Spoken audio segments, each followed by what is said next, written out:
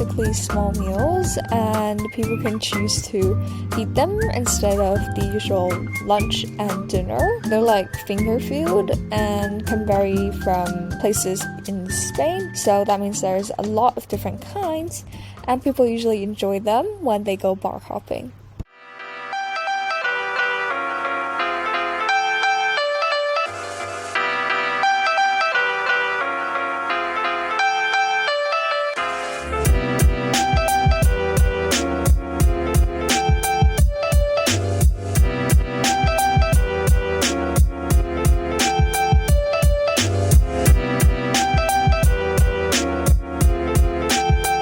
Sauce that you can see here is inspired and similar to puchero, which is a concentrated stock eaten in Christmas time.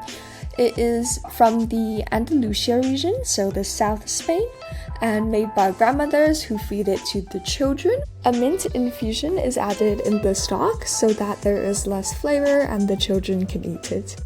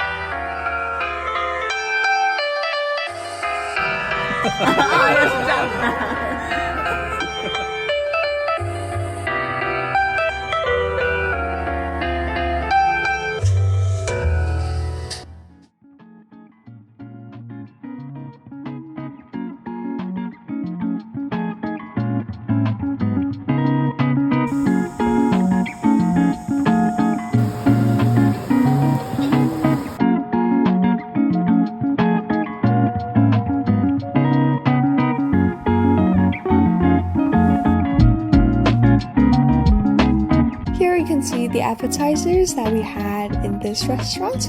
On the left corner, the kind of block that is sandwiched between the two sides is made out of foie gras and turrón de Gijona. Turrón de Gijona is a Spanish soft nougat. For me, it kind of tasted grainy and nutty, and it's usually eaten during Christmas time.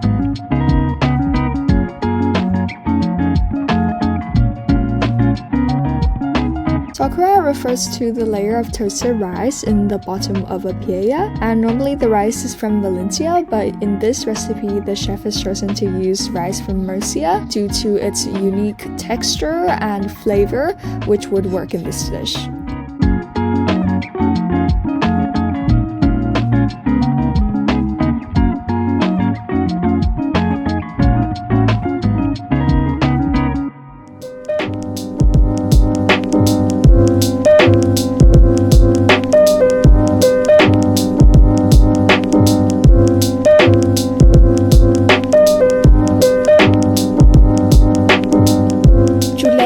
Are the Basque version of a steak. They're usually served rare, and the chop is at least a kilo. What was cool about this restaurant was that yes, it was served rare, but they also gave us this stove to cook it ourselves. And what's interesting here is that the stove, if you can see, has a zigzag pattern on the top. This is so that the beef comes out looking nice and there is a kind of line pattern on the beef.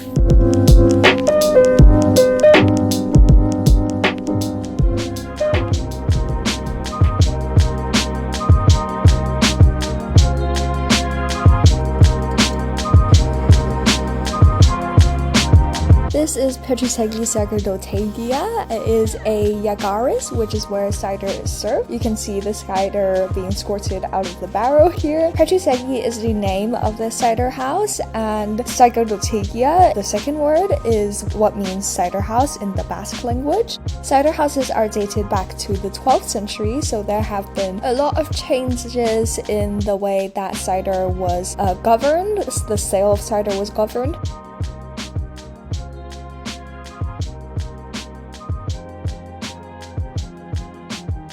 There are also changes in the way that cider is served.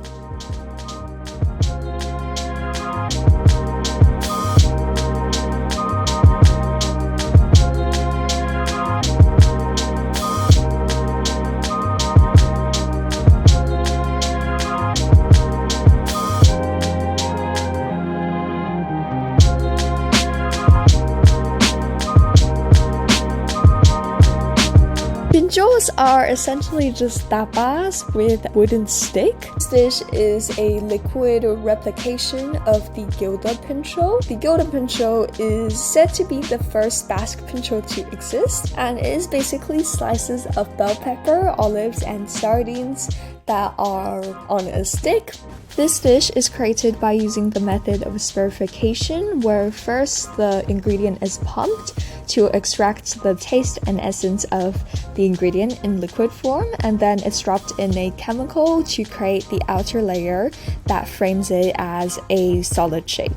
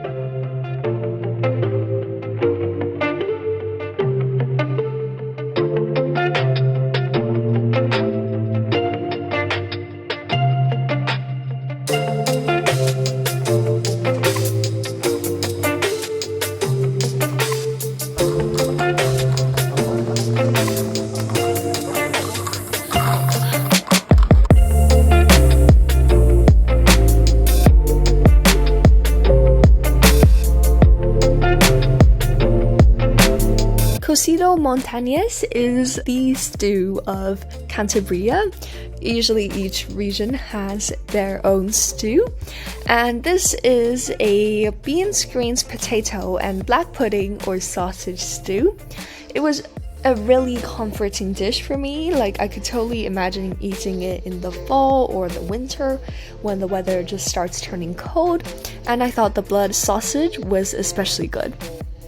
Cantabria has a lot of mountains, so it's very great for shepherding and raising cows and sheep. In fact, inhabitants here 2,000 years ago already started eating butter, while the civilized Romans at that time were only using it as protection from the sun. This dish is quesada pasiagas, the traditional cheesecake from the Cantabria region. Despite looking like a cheesecake, it actually has no milk flavor because it's made without cheese.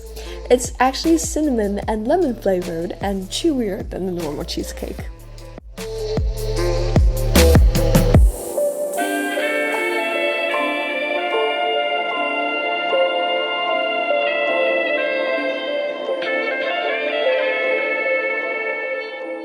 Now I'm going to explain the difference between arroz de marisco con sopa, which is what we ordered here, and the famous paella. So basically, there are two versions of rice with seafood in the Spanish cuisine. There is the one with soup, which is called arroz de marisco con sopa. Basically, translated into English, that is rice with seafood with soup. And the version without soup is called a paella. And yeah, that concludes episode 1 of the Spanish Eat series.